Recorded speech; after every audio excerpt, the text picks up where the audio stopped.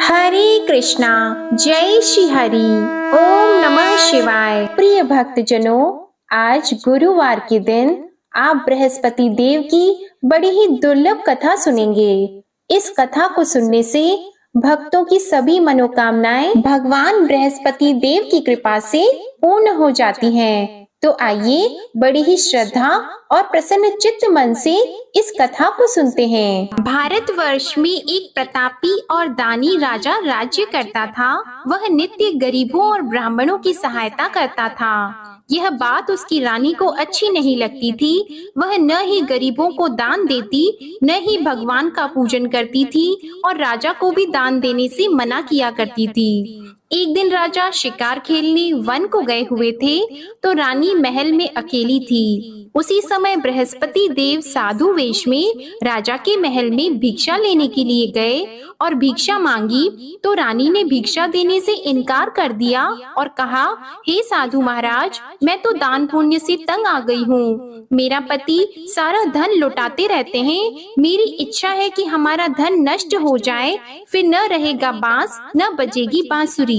साधु ने कहा, देवी तुम तो बड़ी विचित्र हो। धन संतान तो सभी चाहते हैं, पुत्र और लक्ष्मी तो पापी के घर भी होने चाहिए। यदि तुम्हारे पास अधिक धन है तो भूखों को भोजन दो, प्यासों के लिए प्याऊ बनवाओ, मुसाफिरों के लिए धर्मशालाएं खुलवाओ।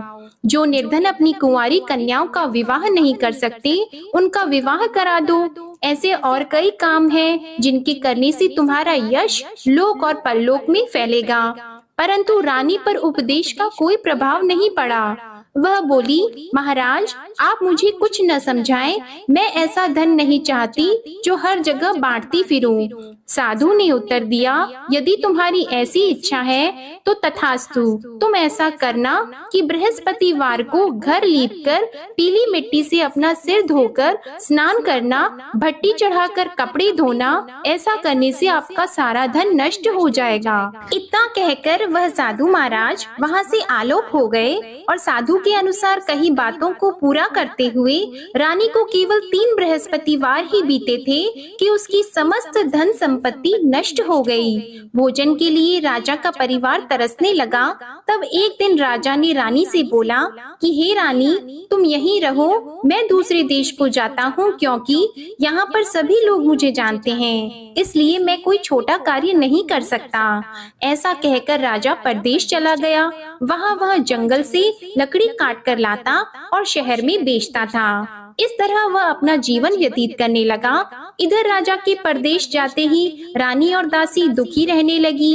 एक बार जब रानी और दासी को 7 दिन तक बिना भोजन के रहना पड़ा, तो रानी ने अपनी दासी से कहा, हे दासी, पास ही के नगर में मेरी बहन रहती है, वह बड़ी धनवान है। तू उसके पास जा और कुछ लेकर आ, ताकि थोड़ा बहुत गुजार बसर हो सके। रानी दासी की बहन के पास गई। उस दिन गुरुवार था और रानी की बहन उस समय बृहस्पतिवार व्रत की कथा सुन रही थी। दासी ने रानी की बहन को अपनी रानी का संदेश दिया, लेकिन रानी की बड़ी बहन ने कोई उत्तर नहीं दिया। जब दासी को रानी की बहन से कोई उत्तर नहीं मिला, तो वह बहुत दुखी हुई और उसे क्रोध भी आया।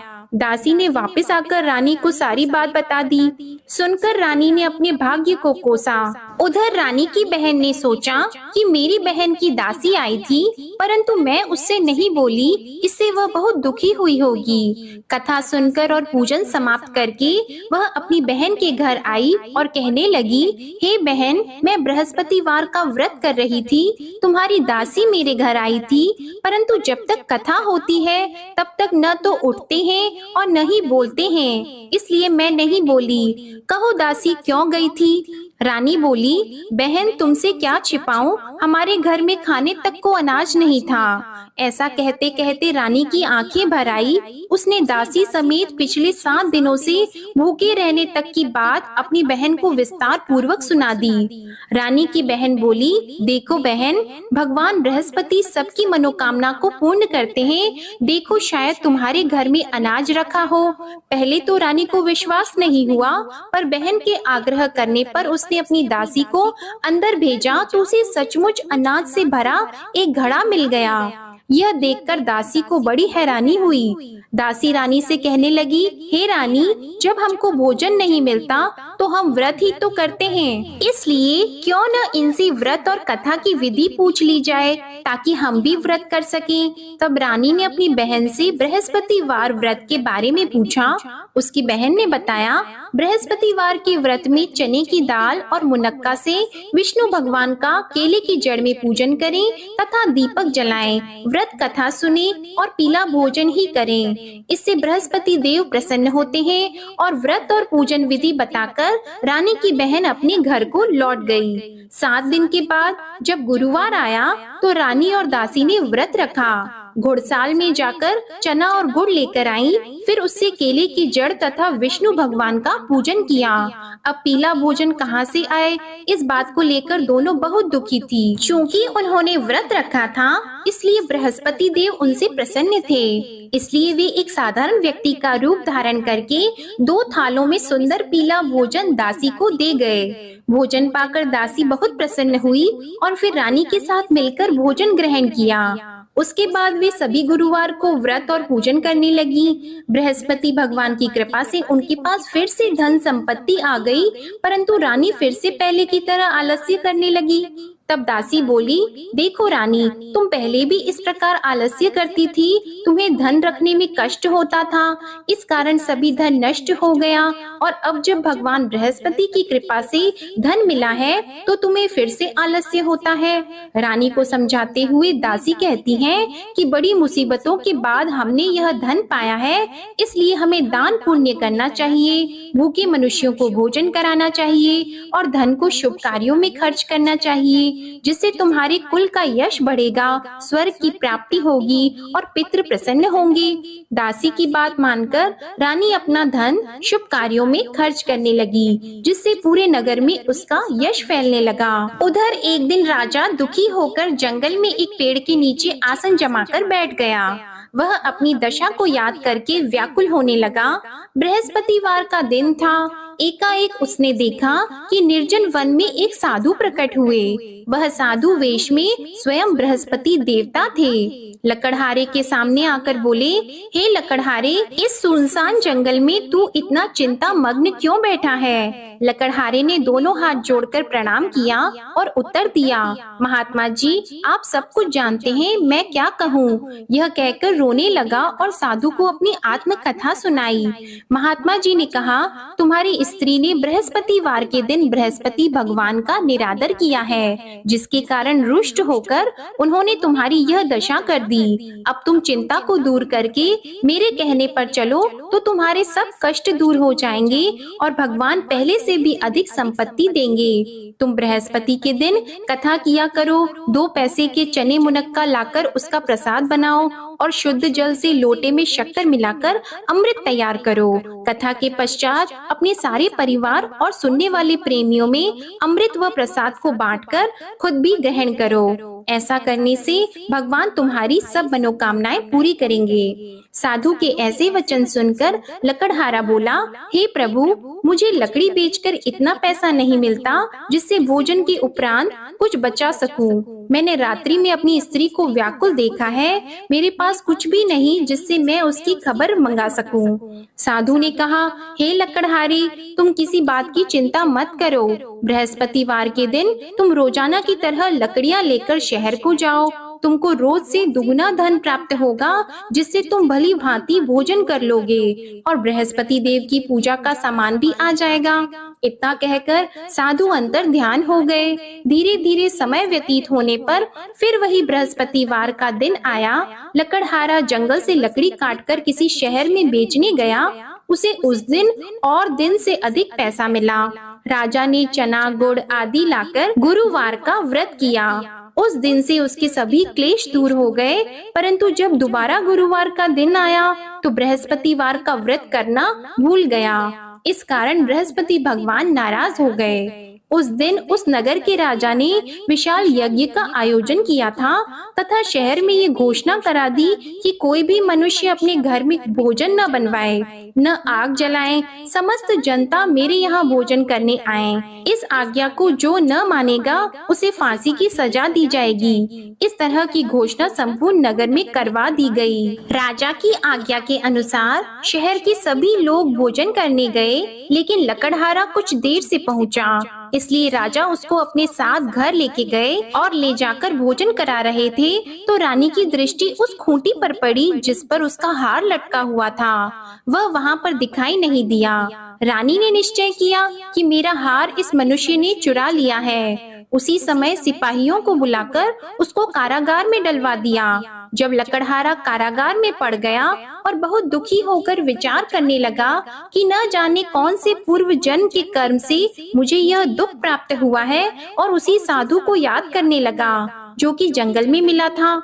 उसी समय तत्काल बृहस्पति देव साधु के रूप में प्रकट हुए और उसकी दशा को देखकर कहने लगे, अरे मूर्ख, तूने बृहस्पति देव की कथा नहीं करी, इस कारण तुझे दुख प्राप्त हुआ है। अब चिंता मत कर, बृहस्पतिवार के दिन कारागार के दरवाजे पर 4 पैसे पड़े मिलेंगे, उनसे तू बृहस्पति देव की पूजा करना, तेरे सभी कष्ट दूर हो जाएंगे। बृहस्पतिवार के दिन उसे 4 पैसे मिले। लकड़हारे ने कथा कही। उसी रात्रि को बृहस्पति देव ने उस नगर के राजा को स्वप्न में कहा, हे राजा, तुमने जिस आदमी को कारागार में बंद कर दिया है वह निर्दोष है, वह राजा है, उसे छोड़ देना। रानी का हार उसी खूंटी पर लटका है, अगर तू ऐसा नहीं करेगा तो मैं तेरे राज्य को नष्ट कर दूंगा।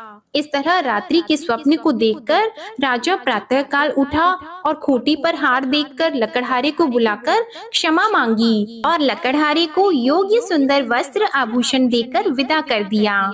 बृहस्पति देव की आज्ञा के अनुसार लकड़हारा अपने नगर को चल दिया।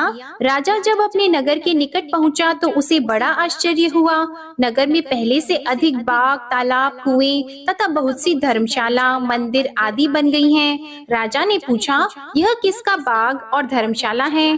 तब नगर के सब लोग कहने लगे, यह सब रानी और बंदी के हैं। तो राजा को आश्चर्य हुआ और गुस्सा भी आया। जब रानी ने यह खबर सुनी कि राजा आ रहे हैं तो उन्होंने दासी से कहा, हे दासी, देख राजा हमको कितनी बुरी हालत में छोड़ गए थे, हमारी ऐसी हालत देखकर वह लौट न जाएं, इसलिए तू दरवाजे पर खड़ी हो जा।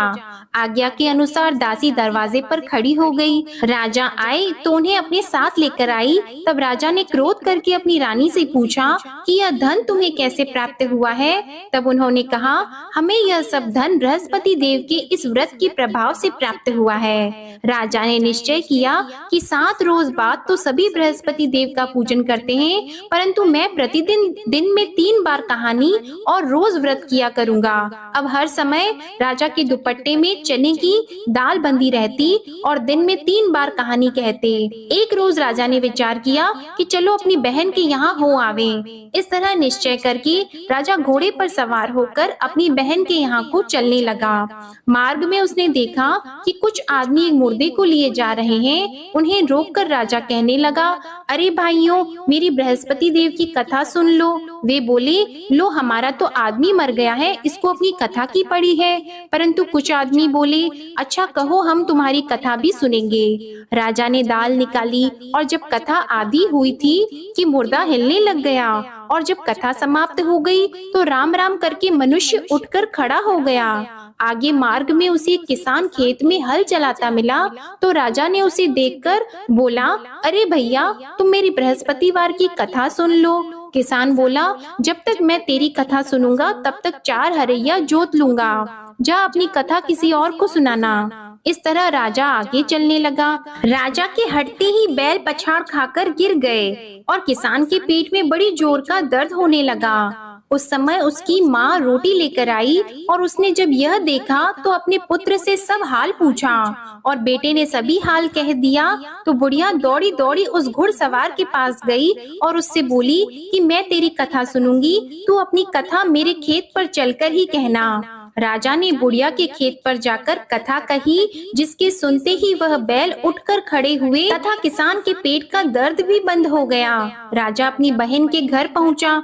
बहन ने भाई की खूब मेहमानी की। दूसरे रोज प्रातः काल राजा जगा तो वह देखने लगा कि सब लोग भोजन कर रहे हैं। राजा ने अपनी बहन से कहा, ऐसा कोई मनुष्य है जिसने भोजन नहीं किया हो? मेरे बृहस्पतिवार की कथा सुन ले।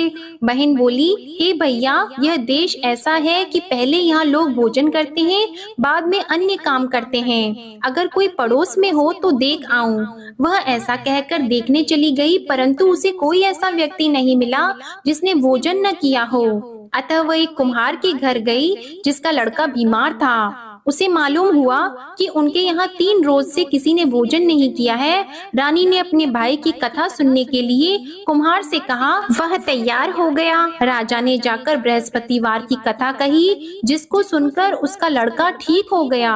अब तो राजा की प्रशंसा होने लगी। एक रोज राजा ने अपनी बहन से कहा कि हे बहन, हम अपने घर को जाएंगे, तुम भी तैयार हो जाओ।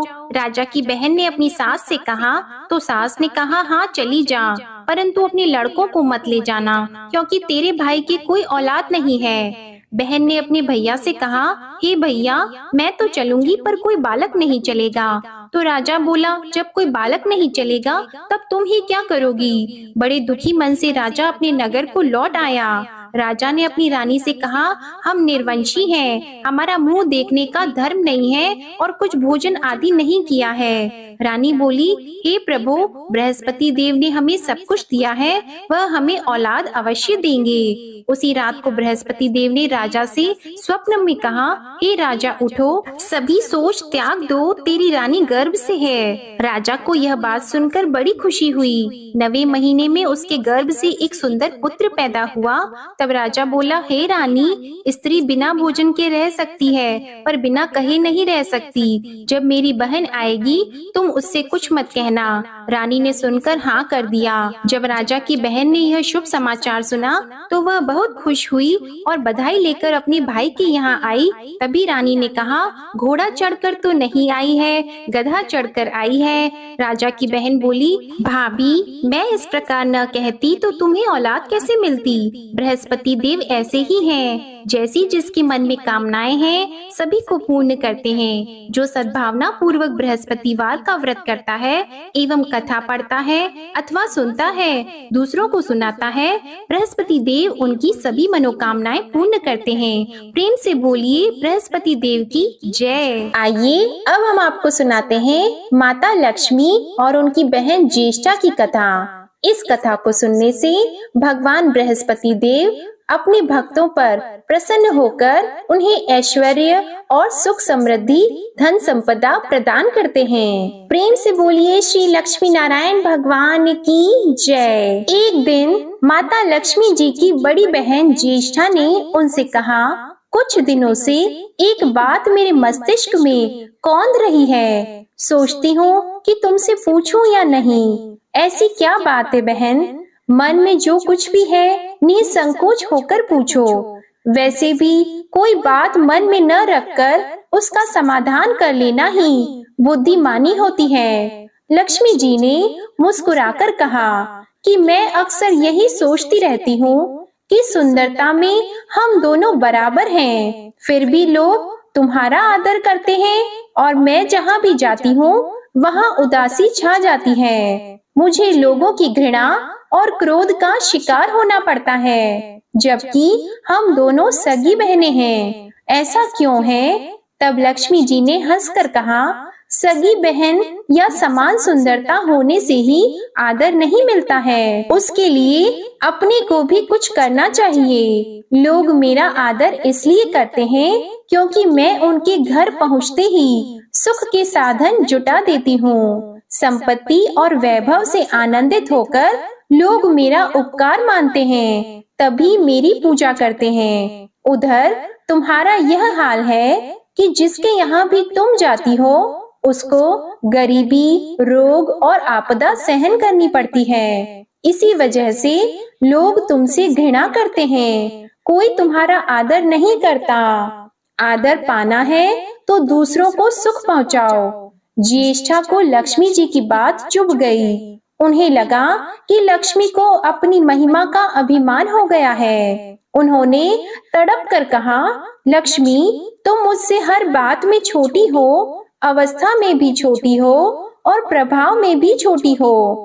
मुझे उपदेश देने का भी विचार न करो। अगर तुम्हें अपने वैभव का अहंकार है तो मेरे पास भी अपना एक प्रभाव है। मैं जब अपनी पर आ जाऊं तो तुम्हारे करोड़पति भक्त को भी पल भर में भिखारी बना दूं। लक्ष्मी जी को हंसी आ गई और वे कहने लगी, बहन, तुम बड़ी हो इसलिए कुछ भी कह लो, लेकिन जहाँ तक प्रभाव की बात है, मैं तुमसे कम नहीं हूँ। जिसको तुम भिखारी बनाओगी उसे मैं दूसरे दिन ही रंक से फिर राजा बना दूंगी। मेरी महिमा का अभी तुम्हें पता ही कहाँ है, और तुम्हें भी मेरी महिमा का पता ही नहीं है। जिसकी तुम सहायता करोगी उसे मैं दाने दाने के लिए भी मोहताज कर दूंगी। देखो बहन, दाने दाने के लिए तो तुम उसे मोहताज कर सकती हो, जिससे मैं रूठ जाऊं। जिसके सिर पर मेरा वरद हस्त न हो उसका तुम कुछ भी बिगाड़ सकती हो, परंतु जिस पर मेरी कृपा दृष्टि है उसका कोई भी बाल तक बांका नहीं कर सकता। अगर तुम अपना प्रभाव दिखाने को इतनी ही उतावली हो रही हो तो कल अपना प्रभाव दिखाकर देख लेना। ठीक है, बोलो कहाँ चले? दूर क्यों जाएं? पास ही अनुराधापुर है, उसमें एक ब्राह्मण रहता है, दीनानाथ। वह रोज मंदिर में पूजा करने जाता है और मेरा पक्का भक्त है। उसी पर हमें अपनी अपनी महिमा दिखानी है। ज्येष्ठा को बहुत ही ताव आ गया। उन्होंने हाथ झटक कर कहा, ठीक है, और चली गई। लक्ष्मी जी वहीं खड़ी खड़ी बहन के क्रोध और अहंकार पर मुस्कुराती रहीं। दूसरे दिन दोनों बहनें अनुराधापुर के विष्णु मंदिर में पहुंची। उन्होंने अपना वेश बदल रखा था। साधारण स्त्रियों की तरह वे दोनों मंदिर के द्वार पर बैठ गईं। लोगों ने देखा अवश्य, किंतु किसी ने उनकी ओर खास ध्यान नहीं दिया। ध्यान देने वाली कोई खास बात थी भी नहीं। वह मंदिर था और वहाँ हर रोज दीन दुखी आते जाते रहते थे। वहाँ आने वाले सभी किसी न किसी परेशानी में घिरे रहते थे। फिर भला उन्हें किसी दूसरे की परेशानी से सरोकार हो सकता था? थोड़ी देर बाद वहाँ दीनू पंडित आया। दोनों बहनों की नजरें उस पर जम गईं। पूजा करके जब वह लौटने लगा तो ज्येष्ठा ने कहा, लक्ष्मी, वह तुम्हारा भक्त आ रहा है, बन पड़े तो कोई सहायता करो। हाँ करती हूँ, कहकर लक्ष्मी जी ने एक पोला बांस दीनू के रास्ते में रख दिया, जिसमें मोहरें भरी हुई थी। ज्येष्ठा ने बांस को छूकर कहा, अब तुम मेरा प्रभाव भी देख लेना। पूजा करके लौट रहे दीनू ने रास्ते में पड़ा हुआ वह बांस का टुकड़ा उठा लिया। उसका विचार था कि वह किसी काम आ जाएगा। घर में 100 जरूरतें होती हैं। अभी वह पंडित कुछ आगे ही बढ़ा था कि उसे एक लड़का मिला। लड़के ने पहले पंडित जी से राम राम की, फिर बड़ी ही नम्रता से बोला, पंडित जी, मुझे अपनी 4 पाई के लिए बिल्कुल ऐसा ही बांस चाहिए। दादाजी ने यह कहकर भेजा है कि जाओ बाजार से ले आओ। ऐसा बांस पंडित जी कहाँ मिलेगा? दीनू ने कहा, मैंने मोल नहीं लिया, रास्ते में पड़ा था सो उठा लाया। लो, तुम्हें जरूरत है तो तुम ही रख लो, वैसे बाजार में 1 रुपए से कम का नहीं है। तब लड़के ने चवन्नी देते हुए कहा, मगर मेरे पास तो यह चवन्नी ही है पंडित जी, अभी तो आप इसे ही रखिए, बाकी 12 आने शाम को दे जाऊंगा। पंडित जी खुश थे कि बिना किसी हील हुज्जत के रुपया कमा लिया। दीनू पंडित ने चवन्नी लेकर बांस लड़के को दे दिया और वह चवन्नी अपनी डोलची में रख दी। मंदिर के पास खड़ी दोनों देवियां यह सारी लीला देख रही थी। तो ज्येष्ठा ने कहा, लक्ष्मी, देखा तुमने, तुम्हारी इतनी सारी मोहरें मात्र एक चवन्नी में बिक गईं। और अभी क्या, यह चवन्नी भी तुम्हारे भक्त के पास नहीं रुकेगी। चलो उसके पीछे चलते हैं और देखते हैं क्या होता है। दोनों बहनें दीनू के पीछे पीछे चलने लगी। एक तालाब के पास दीनू ने डोलची रख दी और कमल के फूल तोड़ने लगा। उसी बीच एक चरवाहे का लड़का आया और डोलची में रखी हुई चवन्नी लेकर भाग गया। दीनू को पता ही नहीं चला। फूल तोड़कर वह अपने घर चलने लगा। इतने में वही लड़का आता हुआ दिखाई दिया जिसने चवन्नी देकर उससे बांस ले लिया था। करीब आकर वह बोला, पंडित जी, यह बांस तो बहुत वजनी है। दादाजी ने कहा है कि कोई हल्का बांस चाहिए, इसकी चारपाई ठीक न होगी। यह लीजिए, आप अपना बांस वापस ले लीजिए। कहकर उसने बांस पंडित जी के हवाले कर दिया। दीनू ने बांस ले लिया, लेकिन चवन्नी तो डोलची में थी ही नहीं। तब उसने कहा, बेटा, चवन्नी तो कहीं गिर गई, तुम मेरे साथ घर चलो, वहाँ दूसरी दे दूंगा। इस समय मेरे पास एक भी पैसा नहीं है, तब आप जाइए, मैं शाम को आकर घर से ले लूंगा। यह कहकर लड़का अपनी राह लौट गया। बांस फिर से पंडित जी के ही पास आ गया और लक्ष्मी जी हौले से मुस्कुराई। उनको इस प्रकार मुस्कुराते देखकर ज्येष्ठा मन ही मन जल उठी। वह बोली, अभी तो खेल शुरू ही हुआ है, देखती चलो मैं इसे कैसे तिगनी का नाच नचाती हूँ। दीनू बेचारा इन सब बातों से बेखबर अपनी ही धुन में आगे बढ़ा चला जा रहा था। उसे क्या पता था कि वह शतरंज का मोहरा बना हुआ है। वह तो धूप छांव की भांति दोनों बहनों का प्रभाव सहता चुपचाप चला जा रहा था। आगे चलकर गांव का एक अहीर मिला। उसने दीनू को चवन्नी वापस करते हुए बताया, पंडित जी, मेरा लड़का आपकी डोलची से यह चवन्नी उठा लाया था। यह बड़ा ही शैतान है। मैं आपकी वही चवन्नी लौटाने आया हूँ। हो सके तो उस शैतान को माफ कर दीजिएगा। दीनू ने आशीर्वाद देकर चवन्नी ले ली और प्रसन्न मन से उस लड़के को पुकारने लगा, जो शाम को घर आकर चवन्नी लेने की बात कहकर लौटा जा रहा था। आवाज सुनकर लड़का लौट आया।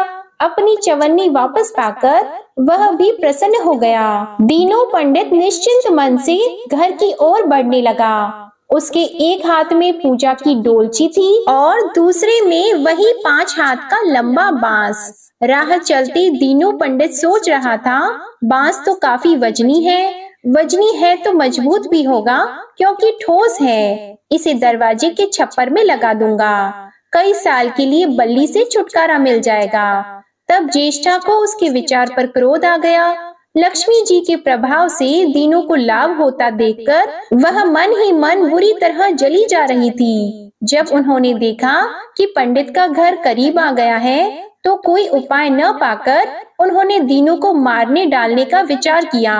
उन्होंने कहा, लक्ष्मी, धन संपत्ति तो मैं छीन ही लेती हूँ, अब तुम्हारे भक्त के प्राण भी ले लूंगी। देखो वह किस तरह तड़प तड़प कर मरता है। और वह तुरंत सांप बनकर दीनू की ओर दौड़ पड़ी। लक्ष्मी जी को तनिक भी घबराहट नहीं हुई। वह उसी तरह खड़ी खड़ी मुस्कुराती रहीं। सहसा दीनू चौंक पड़ा। एक भयानक सांप फन उठाए उसकी ओर झपट रहा था। प्राण तो सभी को प्रिय होते हैं, उपाय रहते कोई अपने को संकट में नहीं पड़ने देता। दीनू ने पगडंडी वाला रास्ता छोड़ दिया और एक ओर को भागने लगा, लेकिन सांप बनी ज्येष्ठा उसे भला कहाँ छोड़ने वाली थी। वह तो उस गरीब के प्राणों की प्यासी हो चुकी थी। वह भी दीनू के आगे पीछे दाएं बाएं बराबर दौड़ती ही रही। दीनू घबरा गया। उसने हाथ जोड़कर कहा, नाग देवता, मैंने तुम्हारा कुछ नहीं बिगाड़ा, शांति से अपनी राह लौट जाओ। आखिर क्यों मुझ गरीब के पीछे पड़े हो? व्यर्थ में किसी ब्राह्मण को सताना अच्छी बात नहीं है। लेकिन वह नाग तो ज्येष्ठा का रूप था, जो दीनू को किसी भी तरह डसना चाहता था। प्रार्थना पर कुछ भी ध्यान न देकर वह सांप एक बारगी फुफकारता हुआ झपट पड़ा। जब दीनू ने देख लिया कि बिना संघर्ष किए अब जान नहीं बचेगी, तो उसने प्राण रक्षा के लिए भरपूर जोर लगाकर वही बांस सांप के ऊपर दे मारा। धरती से टकराते ही बांस के 2 टुकड़े हो गए और उसके भीतर भरी हुई मोहरें खन खनाकर बिखर गईं, जैसे लक्ष्मी जी हंस रही हों। दीनू के मुंह से हैरतपूर्ण चीख सी निकली। अरे! थोड़ी देर के लिए वह ठगा सा खड़ा आंखें फाड़े उन मोहरों की ओर देखता रहा। एक पल के लिए तो वह सांप को ही भूल गया, परंतु फिर जैसे उसे झटका सा लगा, सांप का ध्यान आते ही उसने उसकी ओर गर्दन घुमाई तो देखा कि बांस की चोट से सांप की कमर टूट गई है और वह लहूलुहान अवस्था में झाड़ी की ओर भागा जा रहा है। दूसरे क्षण वह मोहरों पर लौट गया और कहने लगा, तेरी जय हो लक्ष्मी माता। जीवन भर का दारिद्र्य आज दूर हो गया। तेरी महिमा कौन जान सकता है। चलो अब घर में बैठकर तुम्हारी पूजा आरती करूंगा। और फिर जल्दी जल्दी उसने सारी मोहरें अंगोछी में बांध दी और लंबे लंबे कदमों से घर की ओर चल दिया। पीछे एक पेड़ की छाया में खड़ी माता लक्ष्मी अपनी बहन ज्येष्ठा से मुस्कुराकर पूछ रही थी, कहो बहन, सच बताना, बड़प्पन की थाह मिली कि अभी नहीं। बड़प्पन किसी को कुछ देने में ही है, उससे छीनने में नहीं। ज्येष्ठा ने कोई उत्तर नहीं दिया। वह चुपचाप उदास खड़ी रही और लक्ष्मी जी ने उनका हाथ पकड़कर कहा, फिर भी हम दोनों बहनें हैं, जहाँ रहेंगी साथ ही रहेंगी। प्रेम से बोलिए माता लक्ष्मी और भगवान विष्णु जी की जय। अब आप भगवान बृहस्पति देव की आरती श्रवण कीजिए। ओम जय बृहस्पति देवा, ओम जय बृहस्पति देवा। छिन्न छिन्न भोग लगाओ, कदली फल मेवा। ओम जय बृहस्पति देवा, तुम पूर्ण परमात्मा, तुम अंतर्यामी। जगत पिता जगदीश्वर, तुम सबके स्वामी। ओम जय बृहस्पति देवा, चरणामृत निज निर्मल, सब पातक हरता। सकल मनोरथ दायक, कृपा करो भरता। ओम जय बृहस्पति देवा, तन मन धन अर्पण कर, जो जन शरण पड़े। प्रभु प्रकट तब होकर, आकर द्वार खड़े। ओम जय बृहस्पति देवा, दीन दयाल दयानिधि, भक्तन हितकारी। पाप दोष सब हरता, भव बंधन हारी। ओम जय बृहस्पति देवा, सकल मनोरथ दायक, सब संशय तारो। विषय विकार मिटाओ, संतन सुखकारी। ओम जय बृहस्पति देवा, जो कोई आरती तेरी प्रेम सहित गावे। ज्येष्ठानंद बंद सो सो, निश्चय ही पावे। ओम जय बृहस्पति देवा, ओम जय बृहस्पति देवा।